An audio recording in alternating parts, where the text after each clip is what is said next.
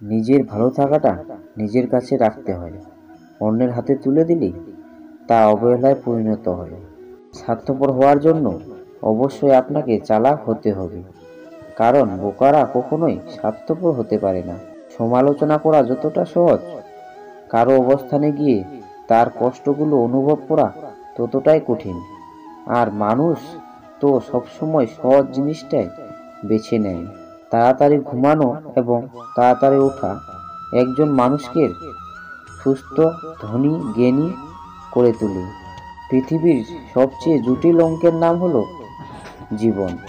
যে সূত্রে প্রয়োগ করা হোক না কেন ফলাফল কিন্তু মৃত্যুই আসবে। মানুষের সৌন্দর্য তার মস্তিষ্কে বসবাস করে।